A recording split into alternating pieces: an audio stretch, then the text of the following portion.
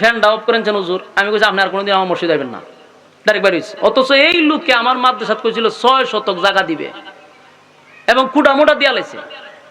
আমার জায়গা দরকার নাই, না বাইরে বাইরে আস। আজকে আপনি অর্ডার দেন ফ্যানের সুইচ বন্ধ করে, আপনার কোমরে কি ঠাডা পড়ছে? লইয়া মুগুরটা লইয়া সার শরীর যতক্ষণ শক্তি আসিন একবারে খারিয়া বাড়ি মেরে দিছে। যেই বাড়ি মারছে মাথাটা 2 ভাগ হয়ে গেছে। মশা ছায়া দে উফরে ছাদ নাই, ওই যে মশা যে আসি হে দে উফরে ছাদ নাই। ঘটনা ভিতরে ছাদ বাংলো কেটা না, এরম নোংরা পরিবেশে তো তখন যায় না। মশাকে আমি প্রতিবন্ধী দিতে পারি, কিন্তু আমার একটা রুচি আছে, এইসব জায়গার থাকা সম্ভব না। জিব্রাইলে ফোন দিছে যে স্যার আমি কি করতাম, তোমার চাকরি শেষ। মশা গেছে গা, নমরুদ্দা জায়গা তুই শেষ। বলুন আল্লাহ মারছে নি? জাগাত বেজ্জতি কইরা এরপরে নমরুদ্দারে মারছে। আল্লাহ যদি কাউরে সম্মান দেয় তাহলে শুকরিয়া আদায় করে বসে থাকা, যে এটা আল্লাহ আমার সম্মান দিয়ে এখানে বসাইছে। সম্মান ভাইয়া যদি সম্মানের অপব্যবহার করি, আর আমি যদি ক্ষমতা দেখাইয়া মানুষের উপরে জুলুম করি, নির্যাতন করি, তাহলে পরিণাম কিন্তু জুতার বাড়ি। দেখুন পরিণাম কি? জুতার বাড়ি। এই জুতা কিন্তু সাংঘাতিক জুতা। আল্লাহ ইজ্জত দেনেওয়ালা, বেইজ্জত করেনেওয়ালা। বেইজ্জতে আল্লাহ দেয়, বেইজ্জত আল্লাহ করে। এই জন্য ইজ্জত পেয়ে লাফালাফি করার নাই। ক্ষমতা এখন আছে, তখন নাই। বাস্তব না বাস্তব? 16 বছর আছি, এখন নাই। ঠিক নেই? বেশি ফটর ফটর বালানা। নমরুদ্দের আল্লাহ সাইজ করছে। তো ইব্রাহিম খলিলুল্লাহর যুগে এই নমরুদ্দা ওই কাহিনী করছে। আর রাসূলের যুগে মূর্তি পূজারীরা কয় যে আপনার আল্লাহ আমরা সাথে পারবো নি। এই কথা তো এটা নমরুদ্দা কইছি, এই কথা দিয়ে এরাও কয়। আল্লাহ পরের আয়াত নাজিল করছে, ওয়ালাম ইয়াকুল লাহু কুফুয়ান আহাদ। আমার সমতুল্য কেউ নাই, আমার সমকক্ষ কেউ নাই। তাহলে তাদের একে একে সব প্রশ্নের জবাব আল্লাহ দিয়াই দিছে। 1 নাম্বার প্রশ্ন, কুল হুয়াল্লাহু আহাদ। নবী আপনি বলুন আমি আল্লাহ একক। আল্লাহুস সামাদ, আমি কারো উপর মুকাফিক কিনা। লাম ইয়ালিদ ওয়া লাম ইউলাদ, আমি আল্লাহ কারো কাছ থেকে জন্ম নেই নাই, কারো জন্ম দেই নাই। ওয়ালাম ইয়াকুল লাহু কুফুয়ান আহাদ, আমার সমকক্ষ, আমার সমতুল্য কেউ নাই। বেঈমানদের প্রশ্নের জবাবে আল্লাহ সূরা ইখলাস নাজিল করে তাদের দাঁত ভাঙা জবাব কিন্তু আল্লাহ দিয়া দিল। এরপরে তারা এখান থেকে ওইটা আরো অনেক মজলিসে রাসূলকে অনেক প্রশ্ন করছে। বলছে আপনার আল্লাহ যদি কুল কায়নাত সৃষ্টি করে থাকে, যার ইশারায় সব চলে, তাহলে প্রশ্ন হলো আপনার আল্লাহর কি ক্লান্তি আসে না? আপনার আল্লাহর কি ঘুমে ধরে না? আপনার আল্লাহর কি একটু ক্লান্তি লাগে না? আপনার আল্লাহর কি ঘুম নাই? আপনার আল্লাহর কি ঘুম নাই? আল্লাহ সেই জবাবটাও কোরআনে দিয়া রাখছে। এই না কোনো কথা কইরে ধরে লই পড়েন আমাদের ধরে লিয়া কথা কই কেন বই। আল্লাহ কিন্তু এই জবাবও দিছে, লা তাখুযুহু সিনাতু ওয়ালা নাওম। আল্লাহ বলেন আমার ঘুমও নাই, আমার তন্দ্রাও নাই। সুবহানাল্লাহ। মালিক কি ঘুমায়? কথা হয় না। মালিক ঘুমায় না, মালিকের তন্দ্রা নাই, মালিকের ঘুম নাই, মালিকের তন্দ্রা নাই। এই আসমান জমিন সূর্য চন্দ্র গ্রহ নক্ষত্র পাহাড় পর্বত সাগর নদী নালা খাল বিল কীট পতঙ্গ সব আল্লাহর ইশারায় চলে রে। কিন্তু আমার মালিক একটা সেকেন্ডের জন্য ঘুমায় না, আমার মালিকের ঘুম নাই। গভীর রজনীতে যদি সাগরের তলদেশে কোনো বালকণাও আল্লাহর জিকির করে, মাছে যদি আল্লাহর জিকির করে, সেটাও আল্লাহ শুনে। সুবহানাল্লাহ। মানুষ জিকির করে না, কিন্তু আল্লাহর মাখলুকাত সবাই 24 ঘন্টার একটা সেকেন্ড বন্ধ নাই মালিকের জিকির করে। অথচ আল্লাহ জিকিরের জন্য মানুষ বানাইছে, মানুষ জিকির করে না। মাখলুকাত 24 ঘন্টা আল্লাহর জিকির করে। সুবহানাল্লাহ। গাছে জিকির করে, যতদিন গাছ আল্লাহর জিকির করবে গাছ বেঁচে থাকবে। পাখি আল্লাহর জিকির করবে, বেঁচে থাকবে। নদী আল্লাহর জিকির করবে, বেঁচে থাকবে। জিকির নাই, মরা নদী হয়ে যাবে, গাছ মরে যাবে, সব মরে যাবে। জিকির আছে যতদিন বেঁচে থাকবে ততদিন প্রশ্ন হলো, মানুষকে বানাইলো জিকিরের জন্য, মানুষ জিকির করে না তারপরও বেঁচে থাকে কেন? বলে মানুষের জন্য আল্লাহ জান্নাত বানাইছে, মানুষের জন্য জাহান্নাম বানাইছে। জিকিরের মাধ্যমে জান্নাত, জিকির নাই তো জাহান্নাম। পাখির জন্য জান্নাত নাই, গাছের জন্য জান্নাত নাই, নদীর জন্য জান্নাত নাই। মাখলুকাত যতদিন জিকির করবে ততদিন দুনিয়ায় বেঁচে থাকবে। আর মানুষ তোরে বানাইছি জিকিরের জন্য, জিকির যদি করস আমি আল্লাহর হুকুম মানলে পাবি জান্নাত, না মানলে পাবি জাহান্নাম। তাই তো মানুষকে আল্লাহ জাগার ঠাড়া ভালায়া মারে না, আকাম কুকাম করলেও তার গজব দিয়া মারে না রে। কারণ তোর জন্য জান্নাত, তোর জন্য জাহান্নাম। বান্দা এই জন্য তোরে বাছায়া রাখছি। আমার যুবক ভাইরা, মানুষকে আল্লাহ বড় মহব্বত করে বানাইছে। সূরা ইখলাস, এটা আমি মনে করি মানুষের প্রতি একটা দয়া আর মায়া, দয়া আর মায়া। এই সূরা তো এমনি এমনি নাজিল হয় নাই। এই সূরার মধ্যে যে দয়া মায়া আছে একটু খেয়াল করে আমরা দেখি। এখানে যারা বসছি, যারা আওয়াজ শুনতেছে, এই মজলিসেই অনেক মানুষ আছে যারা জীবনে 60 বছর 70 বছর যাদের হয়ে গেছে। এমন লোক আছে যে জীবনে কোরআন শরীফ দেখে দেখে সূরা ফাতিহা থেকে নাস পর্যন্ত খতম দিতে পারে নাই। আছে না নাই? হ্যাঁ, কথা কই না তুই? মনোযোগ আছে না আপনারা? সূরাটা কয় ভাগে ভাগ করছি? 3 ভাগের 2 ভাগ কিন্তু শেষ, 2 ভাগ শেষ। সরল তর্জমা শোনায়া দিছে। এখন লাস্টের ভাগ হইল তার সংক্ষিপ্ত ফজিলত। ফজিলত শেষ, ওয়াজ শেষ। মনোযোগ দিয়ে শুনেন। 1 নাম্বার হলো এই সূরার ফজিলত। তাদিলু সূরাতুল ইখলাস সুলুসুল কোরআন। এই সূরাটা এমন একটা সূরা, কোরআনের 3 ভাগের 1 ভাগ। এই সূরা যদি কেউ একবার পড়ে তো 10 পারার সওয়াব দিয়া দেয়। 2 বার পড়লে 20 পারা, 3 বার পড়লে 1 খতমের সওয়াব পাওয়া যায়। জোরে কোন সুবহানাল্লাহ। এই সূরা নাজিল হওয়ার পরে এক সাহাবী চিৎকার দিয়া বলতে লাগলো, জয় হোক মালিকের, জয় হোক মালিকের, জয় হোক আল্লাহর। চিৎকার দিতে লাগলো। একজন সাহাবী কয়, বেটা তুই নাস্তা জোত কেড়ে? আর এইভাবে চিৎকার দিতা জোত কেড়ে? দইরা তারে রাসূলের কাছে নিয়ে গেছে। হুজুর, কি সূরা নাজিল হইল? আর সে বড় বড় চিৎকার দেয় আর কয় জয় হোক আল্লাহর। আল্লাহর নবী কয়, কোন সূরা নাজিল হইছে? বলে, হুজুর সূরা ইখলাস নাজিল হইছে, এই আনন্দে আমি নাচতেছি। আল্লাহর নবী বলেন, সাহাবীরা রে, এই সাহাবী বুঝতে পারছে এই সূরার মূল্য, এই সূরার গুণগান সে বুঝতে পারছে, এই সূরার ফজিলত বুঝতে পারছে। তারে ছেড়ে দাও, তোমরা বুঝো নাই। সে বুঝতে পারছে, এই জন্য সে আনন্দ আর থামায়া রাখতে পারে নাই। কারণ এই সূরার মধ্যে এত ফজিলত, একবার পড়লে 10 পারার সওয়াব দেওয়া হয় গো।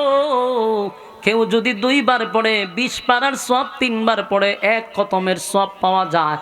সূরাটা তো ছোট, কিন্তু এই সূরার এত ফজিলত, এত ফজিলত। যেই কথা বলতেছিলাম, এখানে মানুষ অনেকেই বসা, দাড়ি সাদা হয়ে গেছে, অনেক মুরব্বীরা 60-70 বছরও হয়ে গেছে। এমন লোক আছে রে যারা সূরা ফাতিহা থেকে নাস পর্যন্ত আজও পর্যন্ত একটা খতম দেওয়া তার ভাগ্যে জুটে নাই, সৌভাগ্য হয় নাই, দেখে দেখে পড়তে পারে না। আবার অনেকে পরে খতম দেয়, কিন্তু কোনো আলেম শুনলে ওইটা দৌড় মারব। এমন পড়া পড়ে আমরার মহিলারা, আমরার মুরব্বীরা যে পড়ে, যারা মাদ্রাসা লাইনে গেছে না, পড়া উনলে আমরা বুঝি যে কিতা পড়তা, যে মাবুদ ইতা কি কোরআন শরীফ আসেনি। ওইখানে কিতাও শর্ট ফালাইবার কি সময় নাই? কিতা মানুষ হয়ে গেছে শর্ট ফালাইতো। আমি গেলে ফালাই মানুষ হারাইব বইয়া, তখন চুপ কইরা আলোচনা শেষ করতে দেন। মনোযোগটা নষ্ট হয়ে যাবে আমাদের চিল্লাচিল্লি করলে। বলুন, এমন মানুষ আছে না নাই যারা কোরআন শরীফ পড়ে? আমার কাছে অনেক আমার আত্মীয় স্বজন আছে, হয় খতম তো একটা দিছি।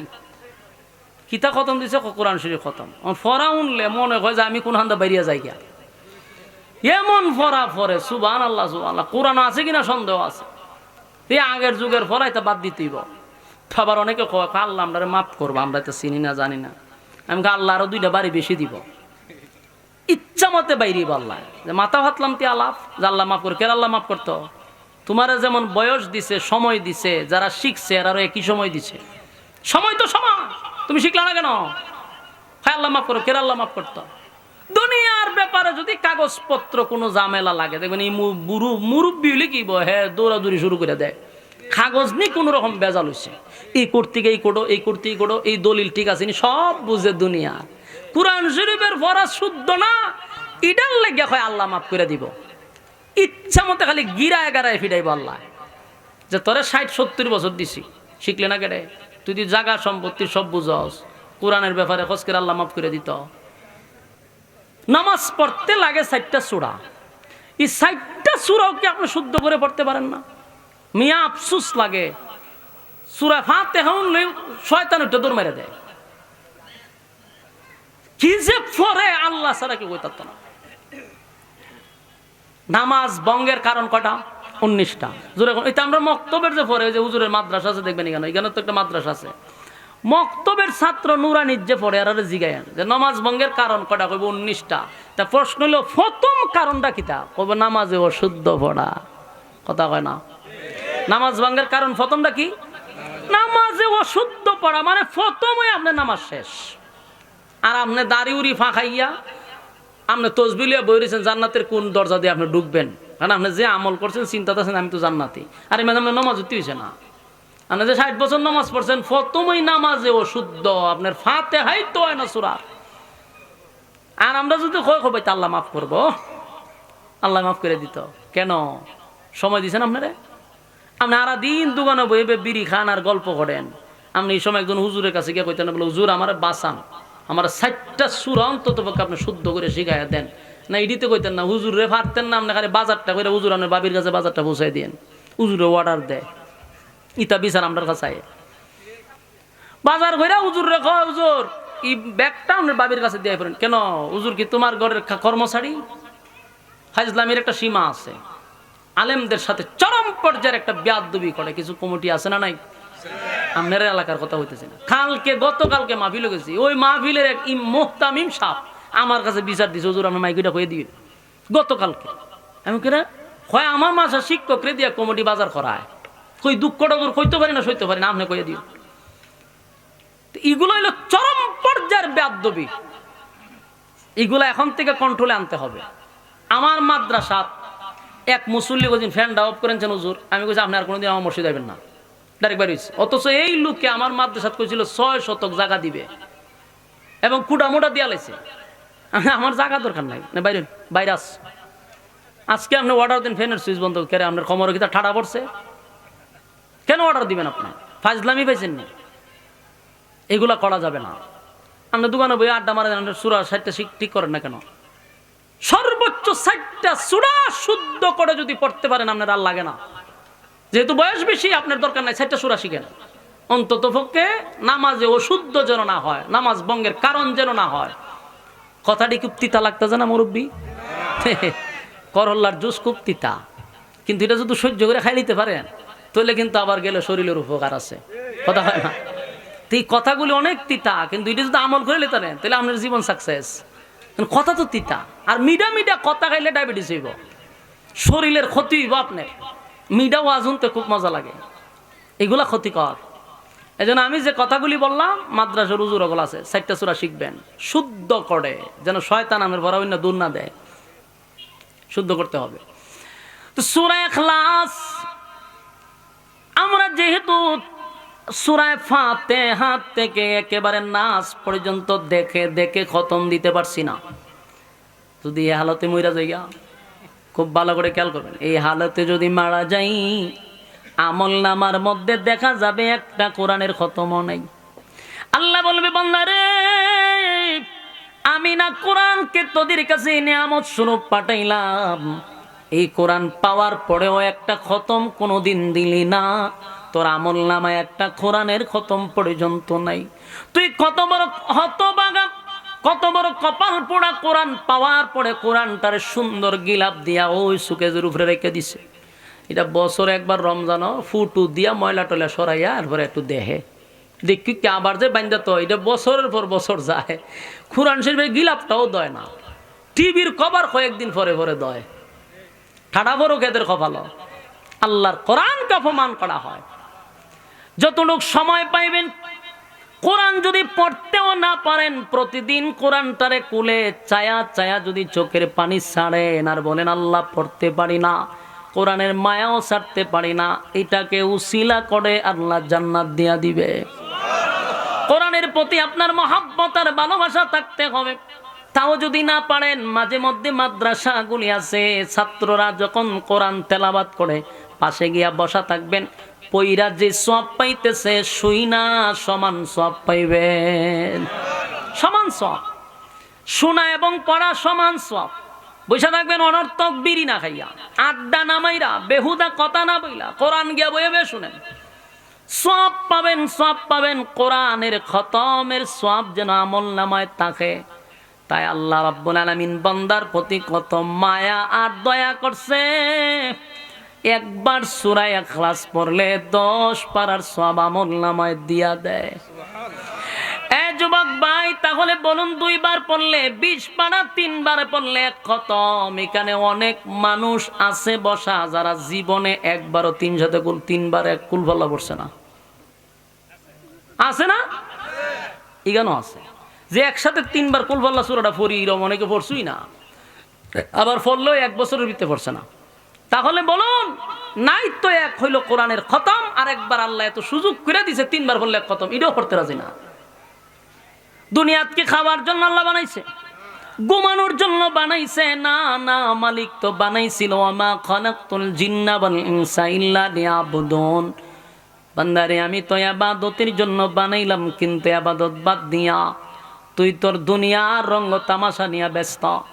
জাইনা রাখি সাফা হাসিবতুম আন্নামা খালাকনাকুম আবাসাও ওয়া আন্নাকুম ইলাইনা লা তুরজাউন। আল্লাহ বলেন অনর্থক বানাই নাই, অকারণে বানাই নাই, নিষ্প্রয়োজনে বানাই নাই। বান্দারে বানাইছি কিন্তু ইবাদতের লাগি। 3 বার যদি কেউ পড়ে, রব্বে কারীম বলেন ওয়াদা দিলাম, ওয়াদা দিলাম, এক কতমের সওয়াব আল্লাহ তোর আমলনামায় ঢুকায়া দিবে।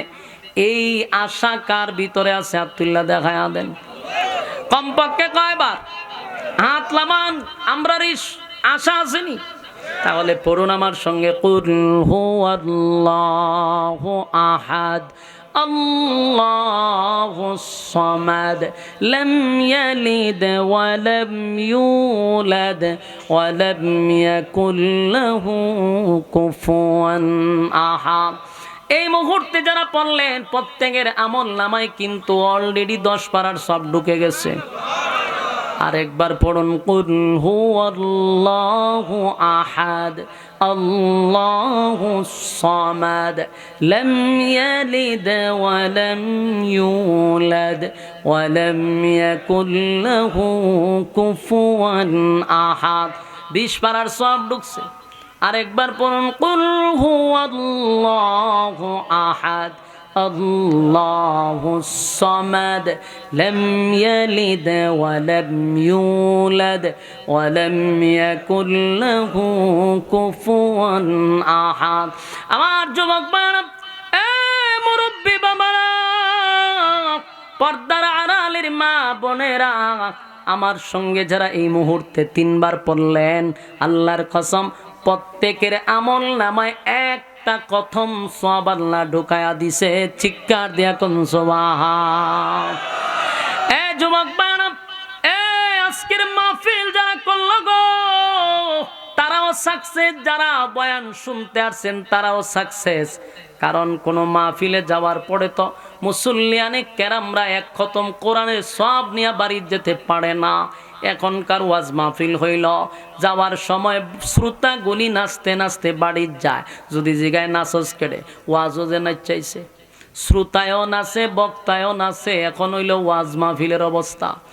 আর মাহফিল আসলে পাথর দিল নিয়ে আসে, আরো কঠিন থেকে কঠিন হইয়া শ্রোতা বাড়ি যায়, ফেতনা ভরা জীবন লইয়া বাড়ি যায়। আগে আমরা মাহফিল শুনতাম ওলামায়ে কেরামদের জবান থেকে। মাহফিল আসলে মানুষের দিলটা নরম করে চোখের পানি ছেড়ে বাড়িতে যাইত। পাথরওয়ালা দিল নরম করার জন্য মাহফিলে আসতো রে, মানুষ কান্না শুরু করতো মাহফিলে। কিন্তু এখন জামানা পাল্টে গেছে। যেই হুজুর বকাবকি করতে পারে, যেই হুজুর নাচানাচি করতে পারে, আর কতক্ষণ পরে পরে গানও টান দিতে পারে, সেই হুজুর তো হইল এলাকার জনপ্রিয় হুজুর। বাস্তব না বাস্তব? অথচ আমার মাথায় ধরে না, শ্রোতা কেন আসলো, কেন বসলো, আমারে কেন আনলো, কিসের জন্য আনলো, একবারও শ্রোতায় হিসাব মিলায় না। আরামের ঘুম হারাম করে আসলাম, নরমাল বিছানাতে বসলাম, ঘন্টার পর ঘন্টা সময় দিলাম, ওয়াজ শেষে শিখলাম কি, পাইলাম কি, হিসাব মিলায় না। নাচতে নাচতে বাড়ি যায় না। যুবক ভাইরা, আল্লাহর কাছে এটারও হিসাব দিতে হবে গো।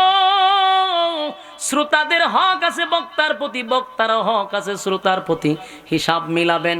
আমি আপনাদেরকে একটা কথাই বলি, আজকের মাহফিলে শ্রোতা ভরপুর না হোক, যারাই আসছে সবার আমল নামায় এই মুহূর্তে এক খতমের সওয়াব, জুরে কোন সুবহানাল্লাহ। এই এতগুলা কোরআনের সওয়াব যদি এলাকার মুর্দা গানের কবর আল্লাহ পৌঁছায়া দেয়, এলাকাবাসী তো সাকসেস, ঠিক কিনা?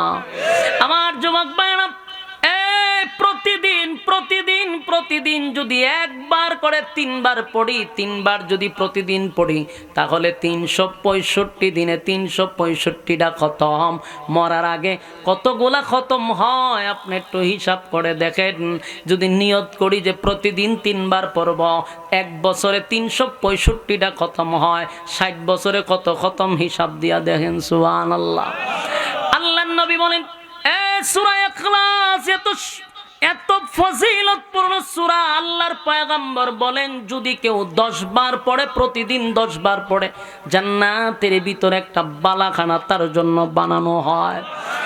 যুবক ভাইরা আমার, দুনিয়ার বাড়ি গাড়ির জন্য মানুষ পাগল, জান্নাতের ভিতরে মালিক বলে আমি বাড়ি বানায়া দিব রে, কিন্তু আদা কইল তুই 10 বার যদি সূরা ইখলাস পড়স, জান্নাতের ভিতরে আমি তোর জন্য বালাখানা বানায়া দিব।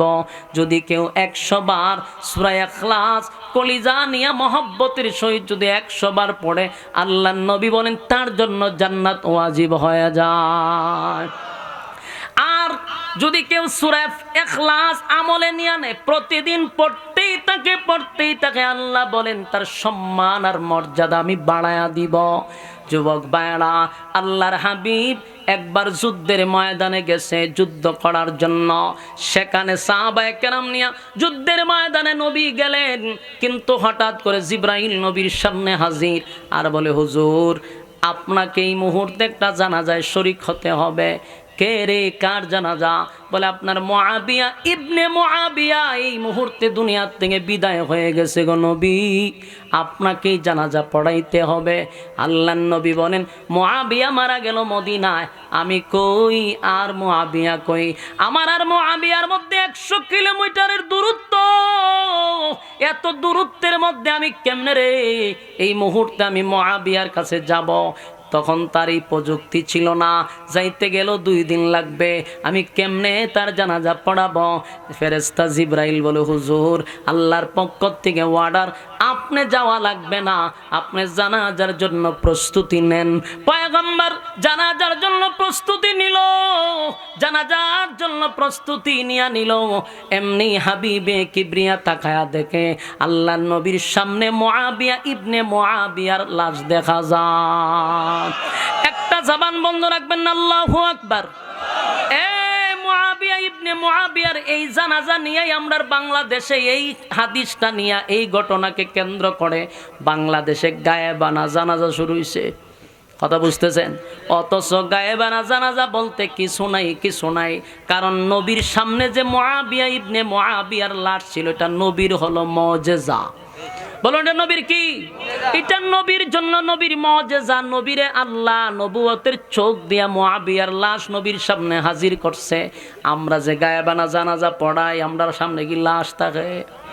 তাহলে ওইটার রেফারেন্স হিসাবে এরা টানে।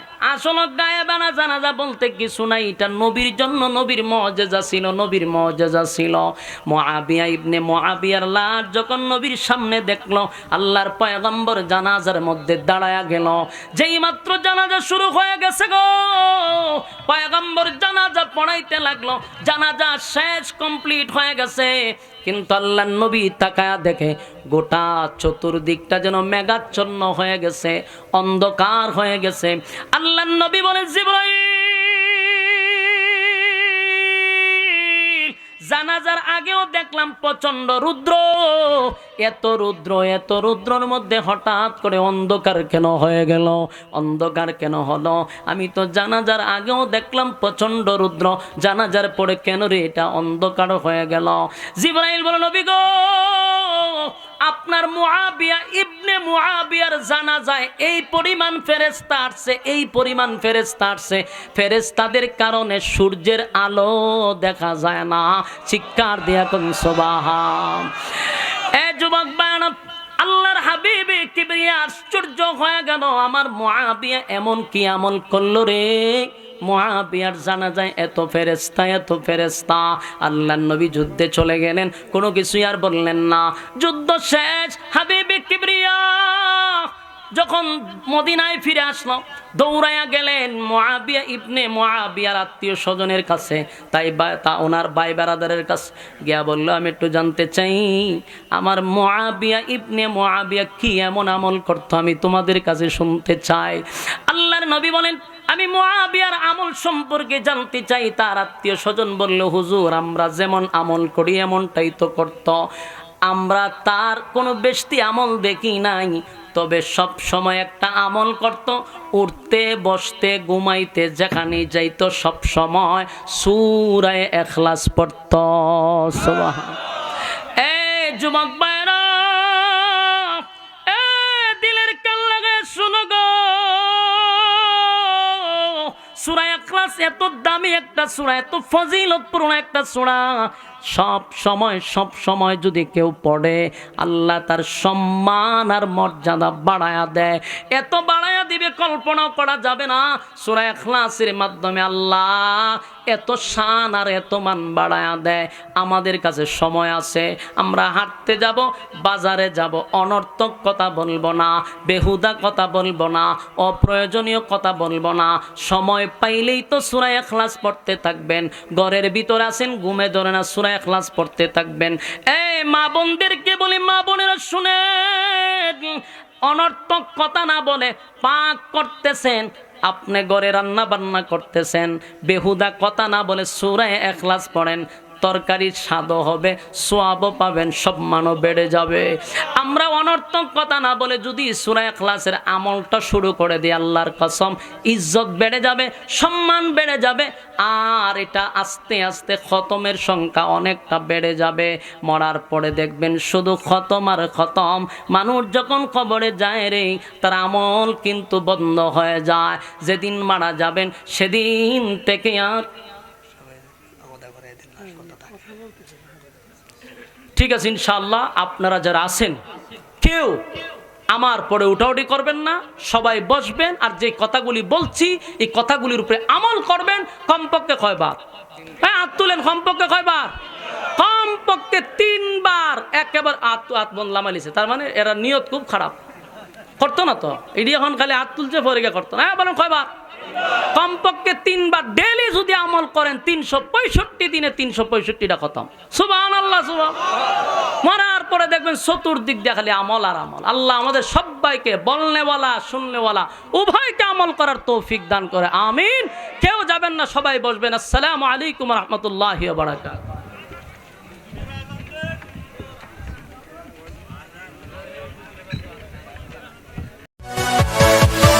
Yeah.